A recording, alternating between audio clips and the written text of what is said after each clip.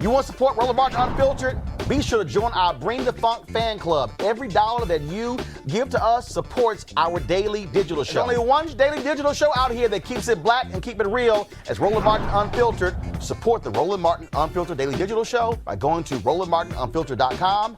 You can make this possible. The GOP is continuing its attacks on Biden nominees Vanita Gupta and also Kristen Clarke, former of the Lawyers Committee on Civil Rights. As the status of the president's nominees who are Assistant Attorney General loom, Republicans claim that Kristen Clarke is not suited for the job as they grow louder. I'd like to mention that at one point, Donald Trump appointed as Attorney General a man who was a toilet salesman and that he saw on cable news. He also had Bill Barr as Attorney General, who he saw on Tucker Carlson, and then just made him Attorney General. But yet and still, Republicans are complaining about the qualifications of Vanita Gupta and of Kristen Clarke. The GOP's lambasting is based on controversial letters Clarke wrote while she was a student at Harvard, and her choice to invite a professor to speak on campus who had written an anti-Semitic book. Attorney General Merrick Garland was grilled on both Kristen Clarke and Associate Attorney General nominee of Vanita Gupta's past remarks during his hearing today. Let's take a look.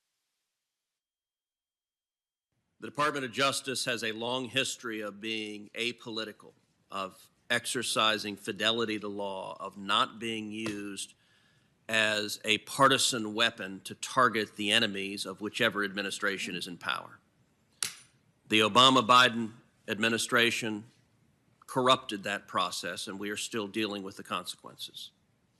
I believe appointees to the Department of Justice should have a demonstrated record of fidelity to law and impartiality, an ability to defend the rule of law. Ms. Gupta, as I look at your record is one of an extreme partisan advocate. Your record is an ideologue. Now, there's a role in our democratic and political process for ideologues, for people that are extreme, radical advocates. That role, I believe, is not being the number 3 lawyer at the Department of Justice in charge of the impartial and fair administration of justice. As I look at your record on every single issue, the positions you've advocated for are on the extreme left, and you've demonstrated an intolerance. If they require more than that, you can say yes with this or that minor caveat, but I'd prefer a yes or a no if you can provide one of these. Do you believe that individuals who advocate for the rights of unborn human beings are rendered unfit for public office by virtue of having engaged in such advocacy? No. Do you believe that efforts to purge voter rolls of individuals who have either died or have left the state in question or to require voter identification are racially discriminatory and an assault on voting rights? This one is one I can't answer yes or no because you're asking about motivations of individuals, some of whom may have discriminatory purpose and some of whom have no discriminatory purpose.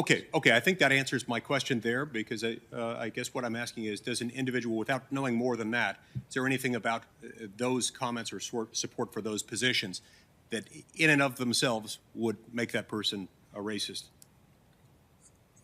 or an assault on voting rights? Again, there's nothing about the comment itself, but when there's such a thing as circumstantial evidence, obviously, and if there's enormously disparate impact of things that somebody continues to propose, it's not unreasonable to draw conclusions from that. But the mere fact of the statement, no. Do you believe that Republicans in the United States, and by Republicans I mean as a whole, are determined to, quote, leave our communities to the mercy of people and institutions driven by hate, bigotry, and fear of any threat to the status quo, close quote? I don't make generalizations about members of political parties. I would never do that. I appreciate that and wouldn't expect otherwise. The reason I raise these ones is that these are questions that have been drawn from comments made by Vanita Gupta, who's been nominated to be the Associate Attorney General, has advocated for each of these positions. Well, Senator, I know Vanita Gupta now quite well. I didn't know her before, but since the nomination, I've gotten a chance to talk with her and speak with her. I have to tell you, I regard her as a person of great integrity and a person who is dedicated to the mission of the department, and particularly equal justice under law. Understand? So I don't know I'm the not asking you to weigh in on her, on her as a person. Yeah. I'm just talking about the comments. Let's move on.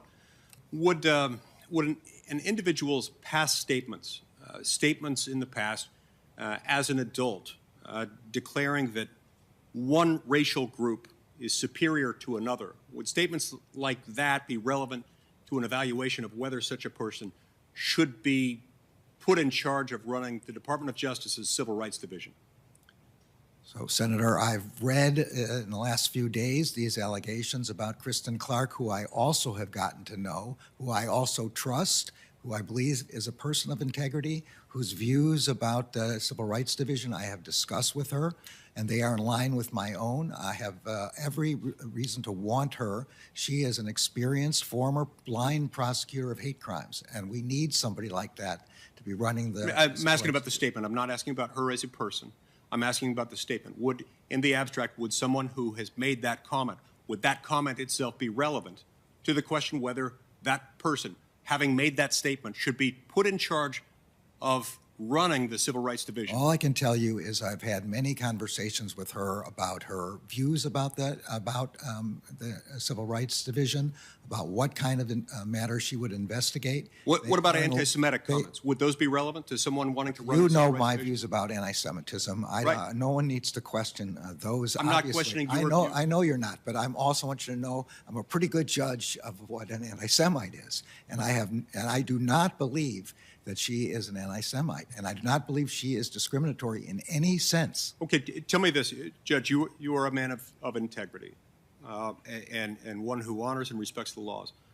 What assurances can you give us, as one who has been nominated to serve as the Attorney General of the United States, that you, if confirmed as Attorney General of the United States, what assurances can you give Americans who are Republican, who are pro-life, who are religious, people who are members of certain minority groups, you know, in short, half or more than half of the country, telling them that the U.S. Department of Justice, if you're confirmed, will protect them if Department of Justice leaders have condoned radical positions like those that I've described. Look, I'll say again, I don't believe that either Vanita or Kristen condone those positions, but and I have complete faith in them. But we are a leadership team along with Lisa Monaco that will run the department, and in the end, the final decision is mine. The buck stops with me, as Harry Truman said. And I will assure the people that you're talking about, I am a strong believer in religious liberty, and there will not be any discrimination under my watch. Thank you. No, these are the same senators who wouldn't give Merrick Garland a hearing, wouldn't even meet with him when he was the nominee, Barack Obama's nominee for the Supreme Court, who are currently grilling him over whether or not Kristen Clarke and Vanita Gupta are somehow racist or anti-Semitic. At the same time, they're still failing to condemn and continue the big lie on voter fraud, even while their supporters were trying to lynch Mike Pence in that very same building. So if it strikes you as disingenuous, join the club. All right, folks, back to our Roland Martin Unfiltered video in just one moment. It's time to be smart. When we control our institutions, we win. This is the most important news show on television of any racial background. Y'all put $2, $3, $4, $5, $10, $15, $20, $30 on this and keep this going. What you've done, Roland, since this crisis came out in full bloom. Anybody watching this, tell your friends. Go back and look at the last 2 weeks, especially of Roland Martin Unfiltered. I mean, hell, go back and look at the last 2 days. You've had sitting United States senators today, Klobuchar and Harris. Whatever you have that you can bring to Roland Martin Unfiltered to support it, please do, because this information may literally save your life. Watch Roland Martin Unfiltered daily at 6 p.m. Eastern on YouTube, Facebook, or Periscope, or go to RolandMartinUnfiltered.com. Support the Roland Martin Unfiltered Daily Digital Show by going to RolandMartinUnfiltered.com. Our goal is to get 20,000 of our fans contributing $50 each for the whole year. You can make this possible. RolandMartinUnfiltered.com.